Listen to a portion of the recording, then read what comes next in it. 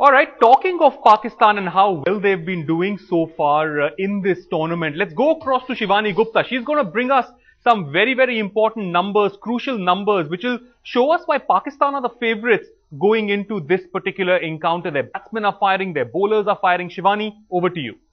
Thanks a lot, Gaurav. Let's just take a look at just how well Pakistan's batsmen have performed so far in this T20 World Cup.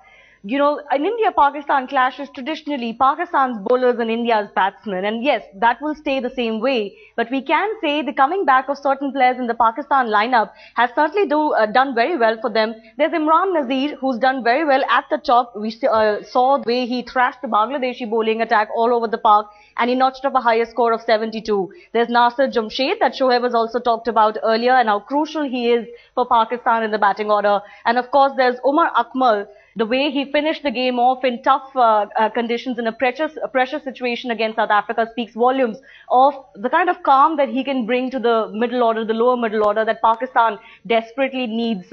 As Shoaib has said repeatedly, their batting attack can panic a little bit. It is a little brittle, especially in comparison to the Indian batting attack. So they will really cherish the fact that this certain batsmen have come to form.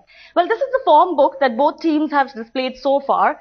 India's form book very different from that of Pakistan's. They had a very, very unconvincing win against Afghanistan in their first match by 23 runs, but then turned it around in brilliant fashion against England by 90 runs. And the effects of that we are still seeing till now, because India went in with 5 bowlers and 3 spinners against Australia.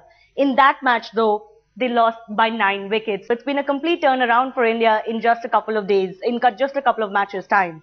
Let's take a look at Pakistan's form book now. They've been the complete opposite, an unstoppable force, so as to say. They beat New Zealand in their first match by 13 runs, went on to claim the next 2 victories as well in the Super 8 match. They're the one team who is unbeaten so far. They beat Bangladesh. I mentioned Imran Nazir batting very well in that match, won that match by 8 wickets, and they went on to beat South Africa in the last match as well. Even though the last win against South Africa, not that convincing in the chase, but well, it's a win under their belt nevertheless. Back to you, Gaurav.